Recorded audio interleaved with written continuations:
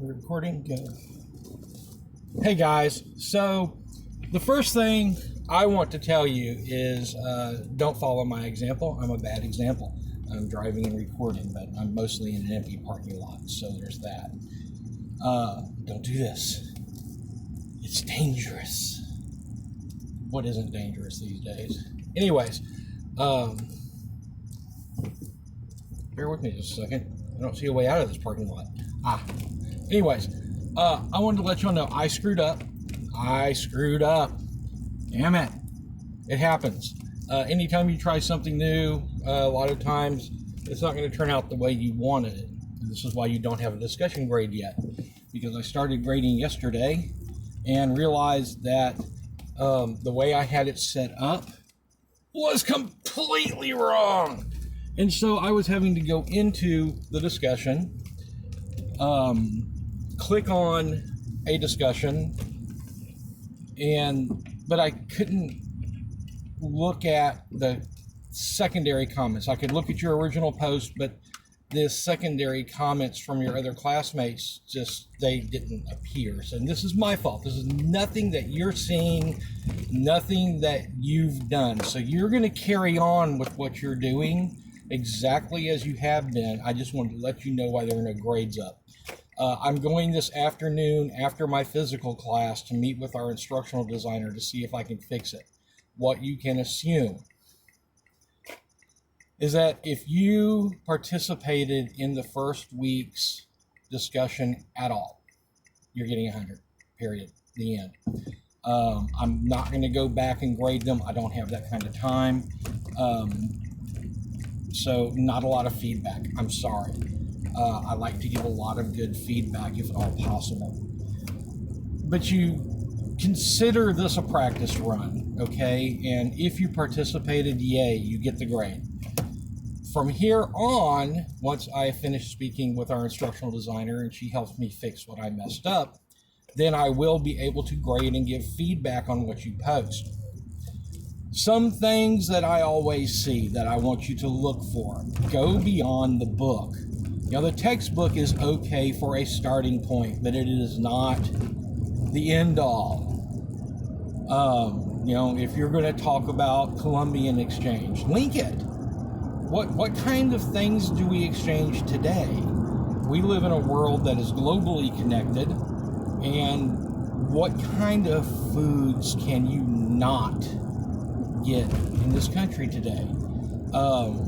My wife, about 6 years ago, went to Italy with her mother, and when they came back, she brought back norovirus.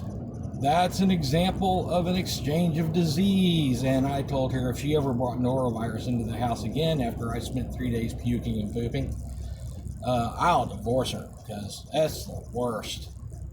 I used to think seasick was the worst, but no, being seasick is nothing compared to norovirus. Exchanges of ideas and languages. I mean, the whole history of pizza. Pizza isn't popular in the United States until after World War II, and you don't necessarily have to stick with the time frame of the class. Go deeper into the question and explore it. You don't have to do deep research. You don't have to write a 10,000 word paper, but the point of all this is not to get you to find answers, to get you to ask questions. I know that sounds weird. I know that a lot of you are probably coming from places where it's come in, sit down, shut up, take the test. I don't want this to be like this. I want you to read this and ask yourself, A, is this true? A, is this true? Sometimes it's not. Sometimes it's true, but so simplistic that when you look deeper, you realize it's not really true. Sometimes it's just blatantly wrong, and I can't give you examples of that. I'm not going to give you examples of that. I haven't read this new textbook 100% yet. You'll have to forgive me for that, but I'm only reading about 7 books right now, in addition to my own class that I'm taking. So this next discussion section, if you haven't posted yet, teach me something. Impress me. Show me something from outside the book. That's the way to get the 100. What else? I think that's it for now. If you haven't started the quizzes, start the quizzes. Yes, your 2 lowest grades will drop, so you could skip 2 of them entirely, but that is a dangerous game to play. What if you're abducted by aliens or hit by a train? So that's all I've got for now. I'm trying to think of some more interesting things to post for y'all to take a look at just as part of history. Another piece of advice that I give people is make it personal. For me, the history of Jamestown is very interesting, primarily because, excuse me for a second, there's no one on the road. Either get off the phone or get out of my way. God, people can't do 2 things at one time. Anyway, sorry, road rage.